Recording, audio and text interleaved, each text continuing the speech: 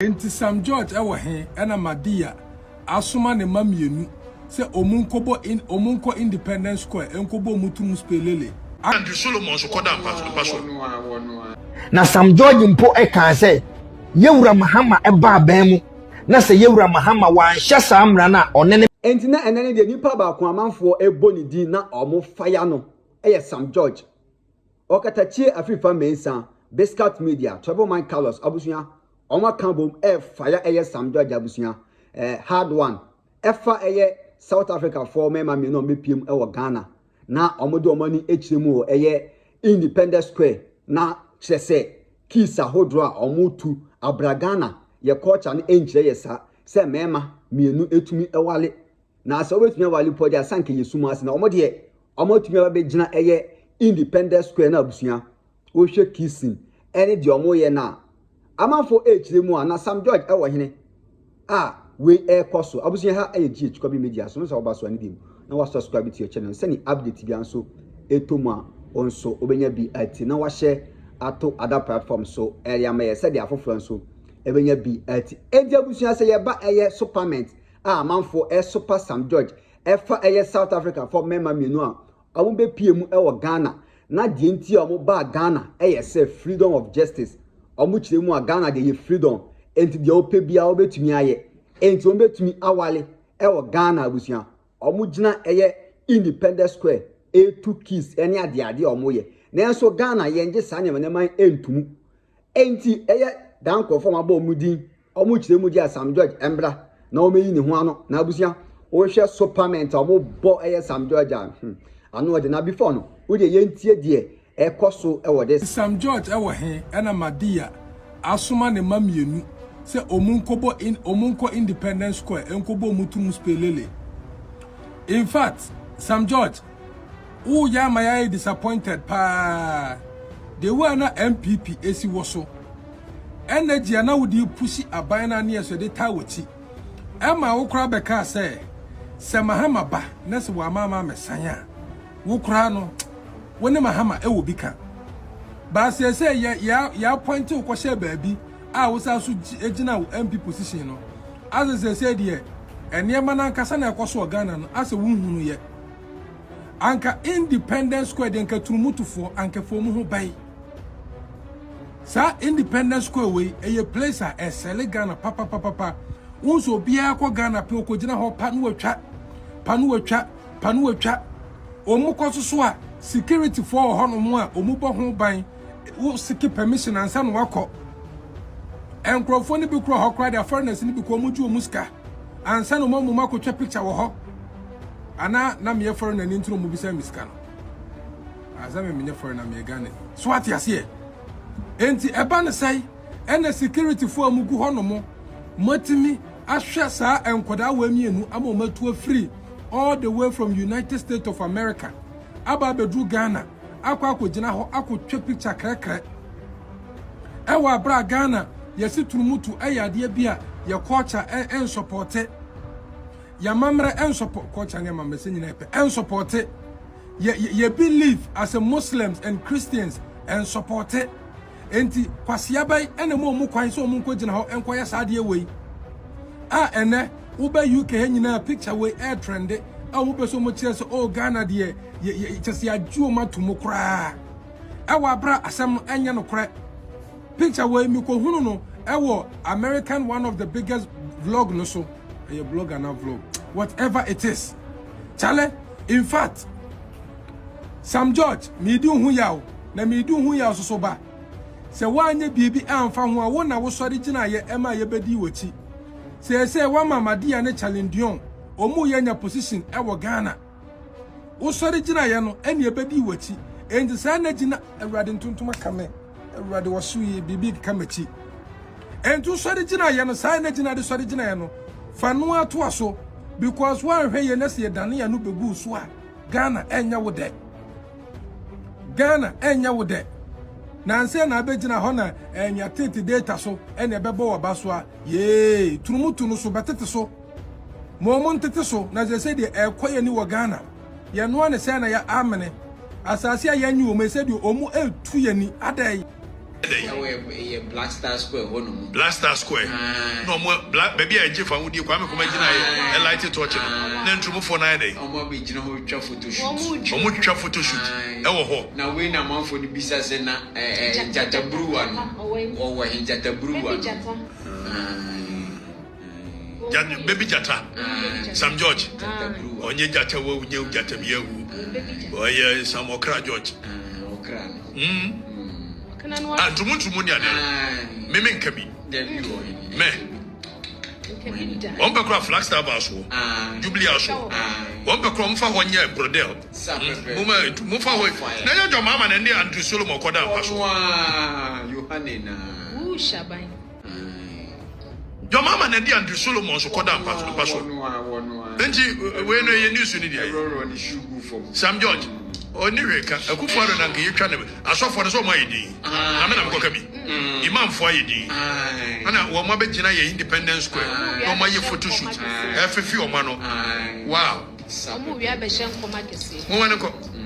mo efa bio parliament edi mo no mo kwan no meda ho why mo mfa ketembra me ni hweka na wo so my policy, my principle on this matter, and they say,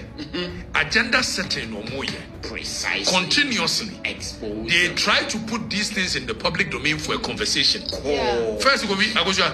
You can't be in tumu. Na want me more so in society. Ferry. Precisely. Also, I be normal. Exactly. I boss in the society. I can't want some normal. Do you know what they are doing? I keep telling people, say, Mono Moya Nyama Bugabuga, Sam George, what the Kaka, or winning, not winning in Tia. You free so, I'm on my Daddy. You see?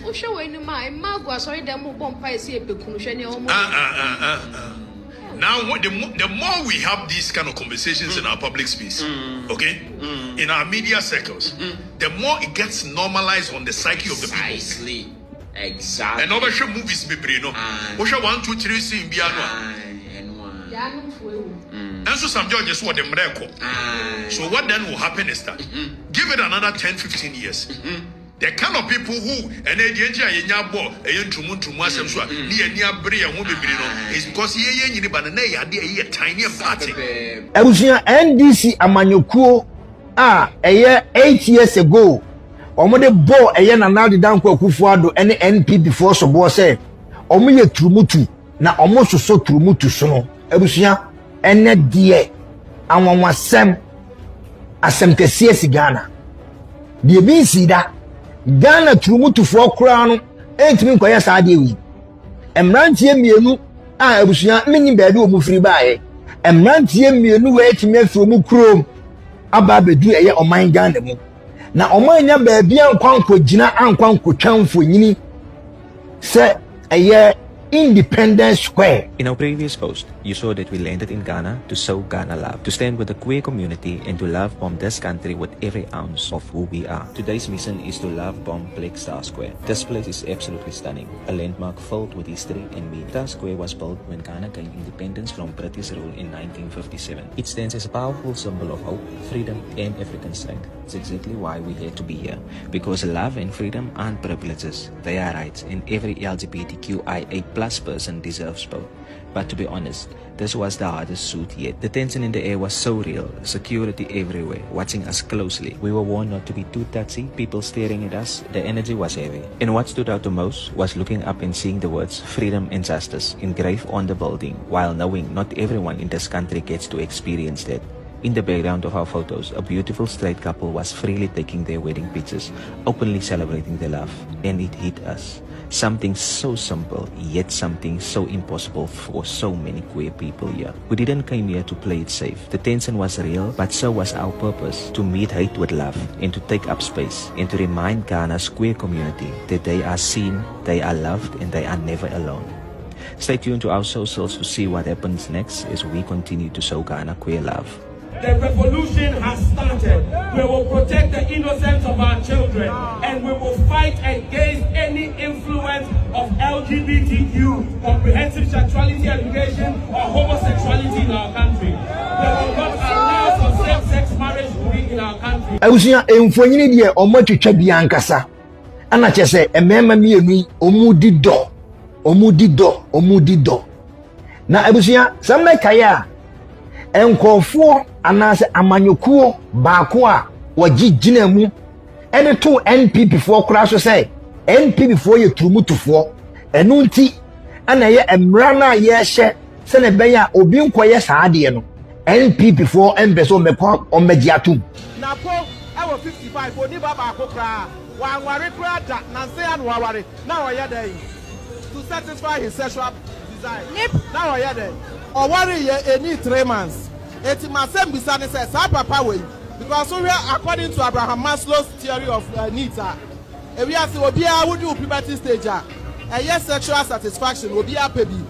sa papa we 55 years e dey na no dey year elman energy wo pem the actually say Ghana for hwehwem sa papa we e betimi aye say wono ankasa no or practice homosexuality ni that is the reason why na all champion say ye massa homosexuality no e ma Ghana education ye curriculum we are African now. There are certain expectations, social expectations. Then be a wunya 30, 35 for comfort. We are normal human being. You should be married and have children. Na omodo omonsa asha samra na se. Na Sam George mpo e kan se yewura Mahama e ba ban mu. Na se yewura Mahama wa ansha samra na onene be kon. I mean, if you get a nod, how far would you hope to push it? The president, your candidate, when he was interviewed on the BBC, he said he would now look into what is in that bill. You know, that's a misconception that's been put out. And I listened to that full BBC interview. President Mahama has been clear that he will sign that bill, and he has no option than to sign that bill. President Mahama will know no peace from Sam George until he signs that bill. And he himself has said that to the clergy, that as a Christian, as a member of the Assemblies of God Church, he will sign that bill. Ebusia ebesine esanse aduane ehye omonum esanse omofuru aboma na mpanifo se ye didi a yen kasenti no enne Sam George na owo opposition na waye no so ye jata waye no so na ni ade waye no so ne de sanu ma we de on so no enne Sam George jata no wadano wakra waye din aginamoa on kasa Sam George ebra na NDC for wo position na oposo te se krama ya wabodam no ene Sam George atolimu sanu ma we nyina ekoso imagine mo the kind of hypocrisy, the kind of nyachum NDC amanyoko no mo ye imagine say ankasa de we esi yewura na na danko akufuado ene NPP timer akamu be hu press conference ahodo anka Sam George ebe na front said yehuru ni trum ebe ba begira kase de atia omampanyini small boy obegina no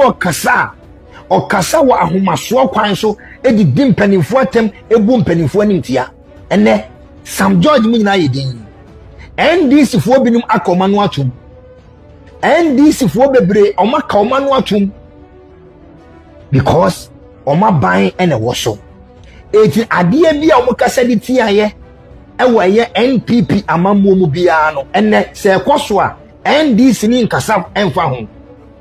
enoma NDC fo ekasa tiaye ebra na NPP fo wa amammo mu ene de eye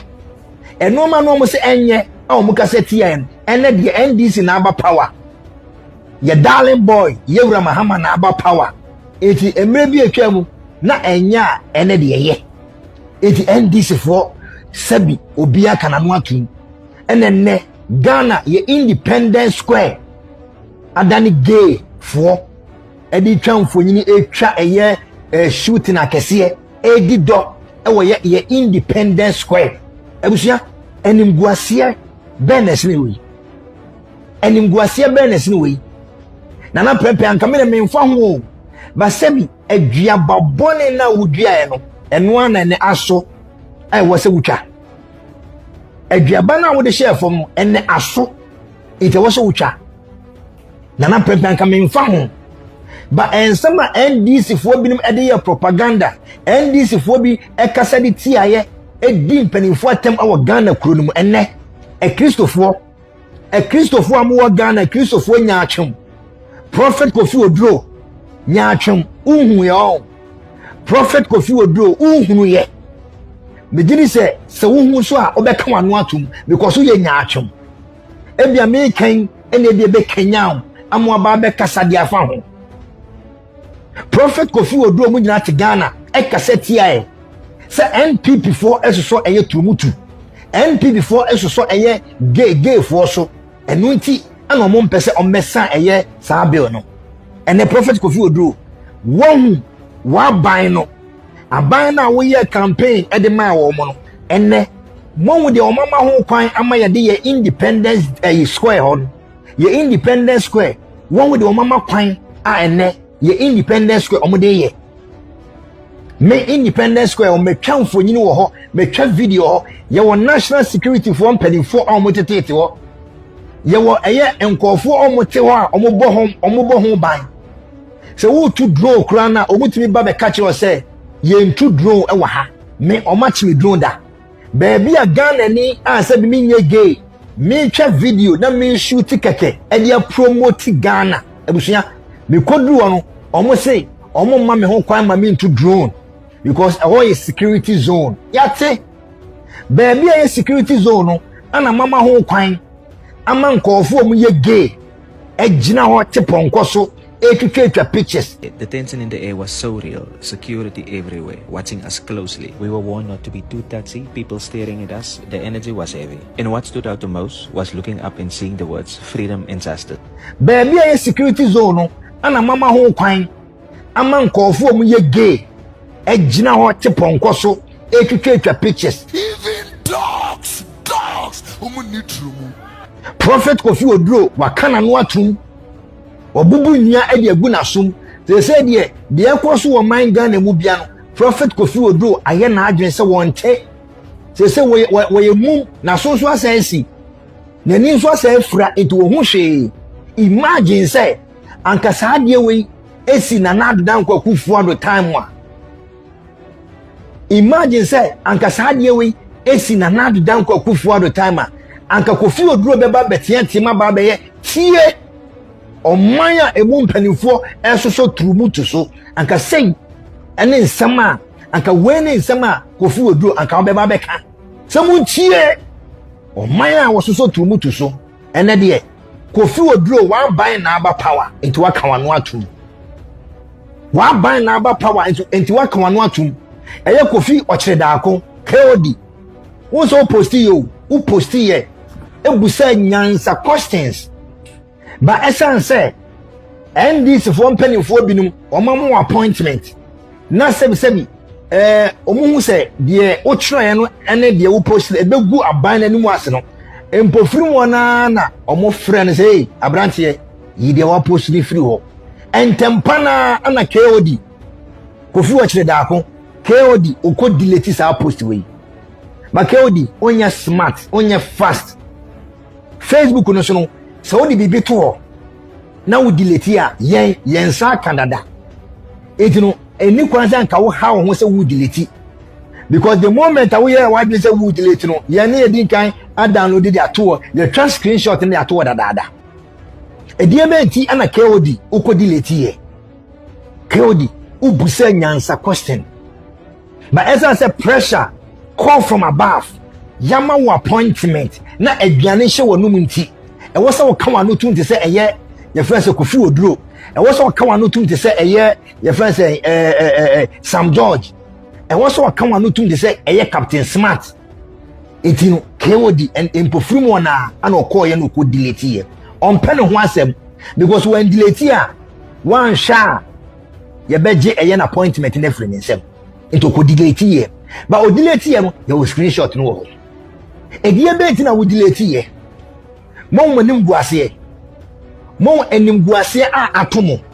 mo anamo na mo siese mo so turumutu so na NPP amanyekuo no NPP baomia na na de danko akufuado omo ye turumutufo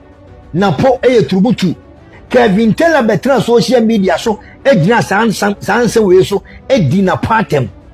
Kevin Teller ejina sanse we so eye so many videos edi eye na patem se na po ye turumutu NPP for ye turumutu enu ntino mo mbeso mbesan no ene mo party na aba abem hwede ekoso ewo ye Independence Square hwede ekoso ewo eye Independence Square mona mo se mo nso turumutu so no ade tina mo bae mo nkosan yompo dia anka eye Parliament House no mo majority enti mo hia se mo be kwa akoto so aba o sibia mo di levy eba no mo fa kontinu ase entempa na moko sanye ema no be ye mra no ade ntina eye LGBTQ++ ne de keke ka ho no emra no mo nkosan ene Captain Smart waye nanim se kwakuo Captain Smart akana nanim asim Captain Smart akana nanim asim akana no atum nyaatwem the flyema ne party number power 81 kasa Bampanin toto tesamo mupa munye this stupidity. I swear on the last drop of my blood and I come back boom to Captain Smart. We will march the youth to parliament and we will deal with all of you. Trust my words this morning. Listen, let me sign this and let me say this. Try that rubbish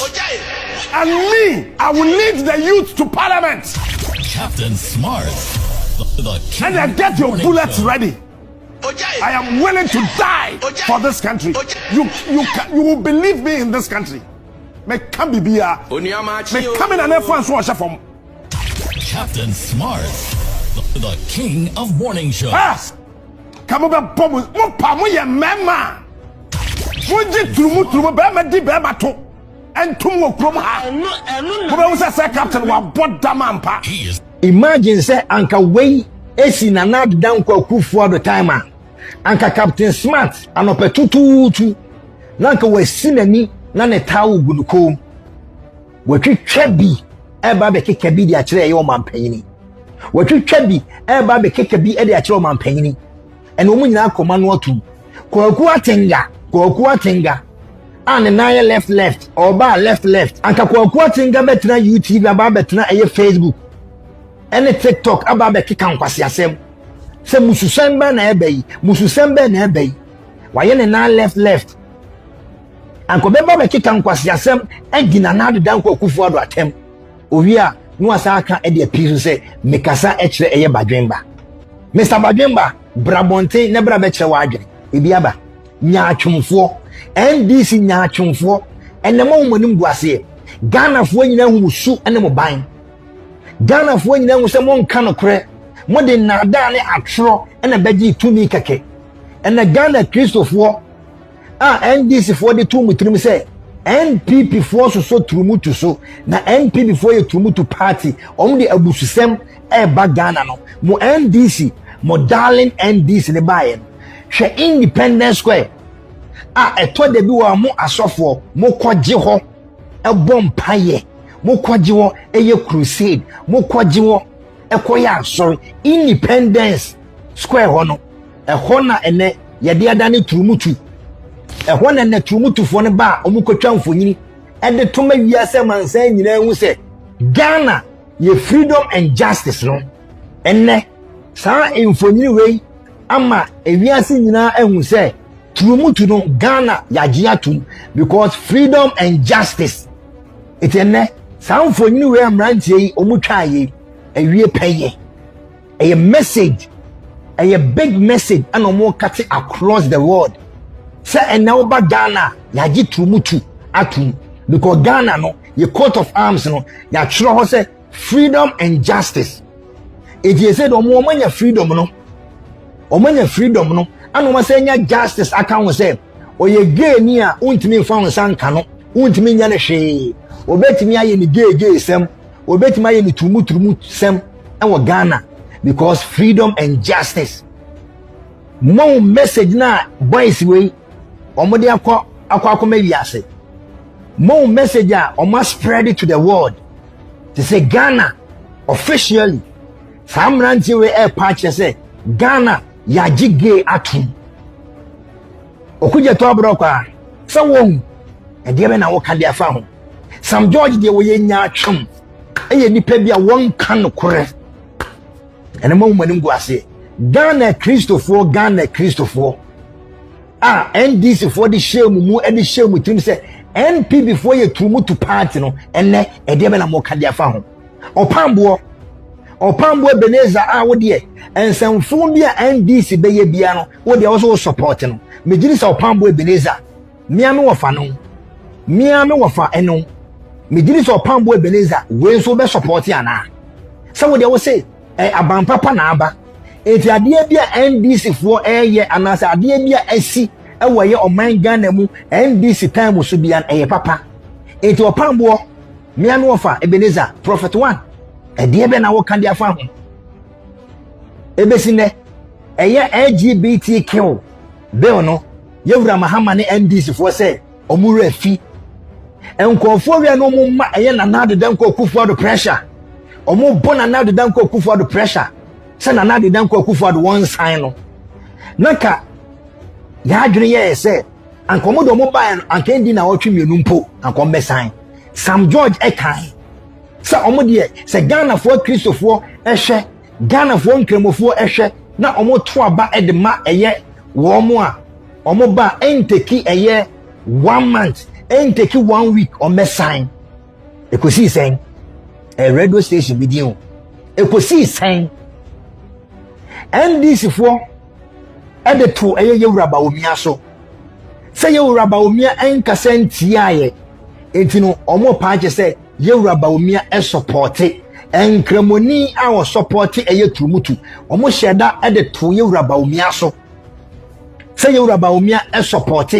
etin kremofo wa Ghana nyina monto abentia yewura ba omia because we kremoni a ososo ade a haram emma yenwanum kremofo gina so kwoto aba esumeken na yewura ba omia akase de etia na yewura ba omia wakasa de etia sa ono no de on support by change kan yewura ba omia mpo na danfo kura enye turumutu by oma yaman panyini se na danfo ba akwa allege se na danfo ba akwa turumutu allege as yewura ba omia na danfo bia nye turumutu woni adanfo bia o turumutu enso mo sheda de to no so nyaatwum Ghana fo nkremofo nyaatwum Ghana Christopher ebinom de to no so to aba de tia. Ladies and gentlemen, I would like to take this opportunity to personally comment on the raging issue of LGBTQ in Ghana. First of all, it is important to note that our cultural and societal norms and values as Ghanaians frown on the practice of homosexuality. Furthermore, as a Muslim, my view on this matter aligns with the position of my religious faith. Allahu Akbar! Allahu Akbar! The Holy Quran is replete with verses frowning on LGBTQ acts, including same-sex marriages. My faith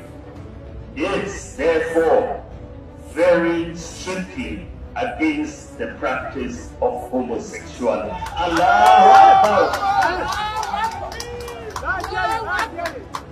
No ifs or buts, no shades of grey. Therefore, I personally cannot support that which my religion and indeed all major religions in Ghana, as well as our societal norms and values, clearly and unequivocally forbid. All the major religious traditions in Ghana, Christianity and Islam, are opposed to this practice. Adiebia NDC ewo position omo kaseti ya se enye no enne omo ba power de eye omo ba power de enye bone adiebia omo kaseti ti ya se eye bone ana adeti na NP before ye say ana NP before ye mamboyenfo ana NP before de omo nka no kore enne enoma hodo NDC edebo NPP ko edu enne omo ye no double pro max abusuya me say nyankopon ebe bie nya twonfo no obe bie omoto eme nipa nyina ho musu ena omoban ene officially saa boys we mienu e dia atodwa a kire say Ghana ya je saa no mana tumana because almost the freedom and justice omakwa akogina ye coat of arms ye independence square abusunya mame hu adwenkyere e wo comment section ho uwie nsu a ane bia mu na wa subscribe to your channel send update bia nso etomu a onso obenya bi ati na wa share ato other platforms so eri amaye ketewosi enye dodo no nwura makra bye bye.